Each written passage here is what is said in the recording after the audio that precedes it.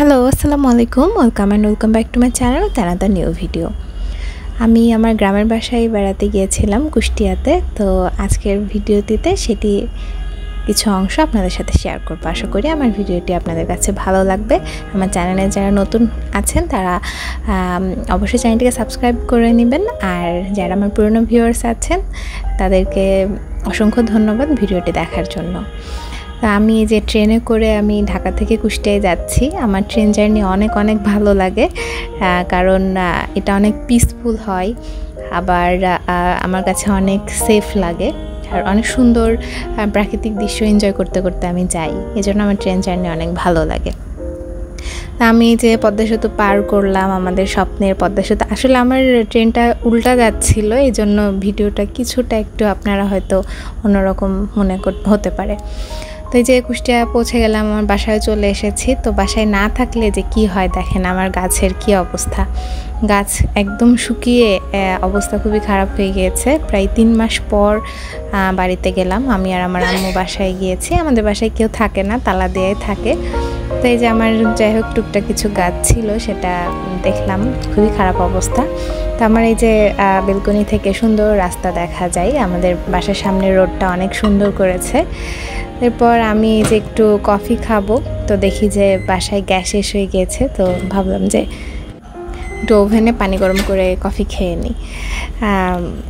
Journey করার পরে একটু মাথা ব্যথা করছিল, তো আমার কাছে কিন্তু কফি অনেক ভালো একটা মেডিসিন বলতে পারেন মাথা ব্যথার। মাথা ব্যথা করলে কফি খেলে আমার মোটামুটি আল্লাহর রহমতে ভালো হয়ে যায়। তো এই যে ইনস্ট্যান্ট কফি জাস্ট গরম পানিতে গুলে খেয়ে ফেললাম। তো ওভেনে কিন্তু আমি এর আগেও পানি গরম করে এভাবে কফি খেয়েছি, ভালো কোনো ঝামেলা নাই, নর্মালি খেয়ে ফেলা যায়। তো এই যে আমার কফি রেডি, সুন্দর হ্যাপি কফি।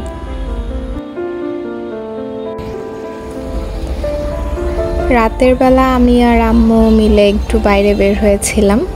তো রাতের কুষ্টিয়া অনেক সুন্দর, আমার কুষ্টিয়া অনেক সুন্দর। কোনো স্পেশালি ঢাকার মতো আমার কোনো ভয় নাই মনের মধ্যে যে আমি বের হচ্ছি কখন কি হবে। আল্লাহর মধ্যে আমি যখন ইচ্ছা তখনই খুব সুন্দর মতো বের হতে পারি কুষ্টিয়ায়, যেখানে ইচ্ছা সেখানে। তো এই যে কুষ্টিয়াতে একটু জ্যামে পড়েছিলাম, এরপর একটু রিগাল ফার্নিচারের শোরুমে আসলাম, তারপরে আবার এই যে বের হয়েছি, দেখেন আবার কি পরিমাণে জ্যাম।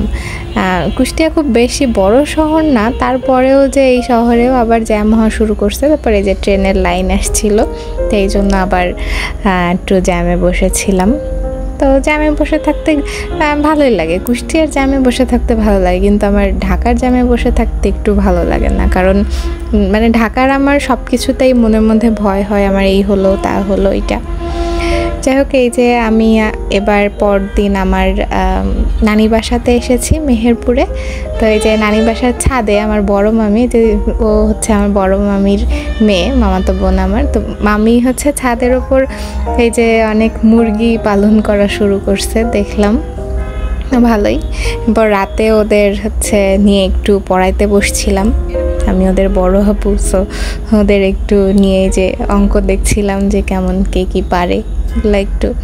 পরে যে আমার মামি তালের পিঠা বানিয়েছিল, এই তালের পিঠা খেলাম, খুবই মজার পিঠা। আসলে মামির বাড়ি নানা বাড়ি আসলে অনেক সুন্দর ভালো আপ্যায়ন হয়, অনেক মানে মজা খাবার খাওয়া যায়।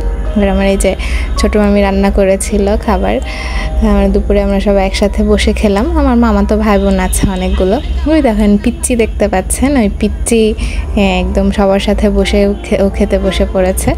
এটা আমার বড় মামার বাসায়। বড় মামা খুব আমার মতো অনেক ভালো গাছ পছন্দ করে, এবং সুন্দর গাছ আছে তার কাছে। এই যে তার বারান্দায় দেখেন কত সুন্দর গাছ হয়েছে, অনেক সুন্দর। মামা কিন্তু নিজেই পরিচর্যা করে এবং গাছের অনেক ভালো টেক কেয়ার করে সে। তার কাছে অনেক ভ্যারাইটির ক্যাকটাস আছে, এছাড়া আরও অনেক সুন্দর গাছ আছে, রোদে অনেক সুন্দর গ্রো করে। এই যে দেখেন ওই যে ওই গাছটা কত লম্বা হয়েছে, পর মানি প্লান্ট। এই তো তারপর হচ্ছে আমার হাজব্যান্ডরা আমার মামাতো ভাই বোনদের একটু আইসক্রিম ট্রিট দিয়েছিল। তো এই যে দেখেন পিচ্চি ও একা আইসক্রিম খেতে বসে গেছে, সেইভাবে খেতে পারে না, তবে তারপরেও এই যে দেখেন খাচ্ছে, মানে নাছোড়বান্দা যে ও খেতে পারছে না তারপরে ও খাবেই, এরকম হয়ে গেছে। ভালোই, ছোট বাচ্চা কাচ্চা এরকম করে। ভালোই লাগে দেখতে। আমি ওরে বলছি যে মুখে দাও, মুখে দিয়ে খাও, ও তাও এই যে অল্প অল্প করে খাচ্ছে। অন্য সময় ভালোই খাই, কিন্তু এখন হয়তো ওর হয়তো খেতে ইচ্ছা করছিল না, কিন্তু ও তাও খাবে, নিয়েই রাখবে। পরে যে একটু পরে আবার বৃষ্টি হলো, কয়েকদিন ভালোই বৃষ্টি হচ্ছে, সারা বাংলাদেশেই তো বৃষ্টি হচ্ছে। তো আমি বারান্দায় দাঁড়িয়ে একটু বৃষ্টি বিলাস করছিলাম।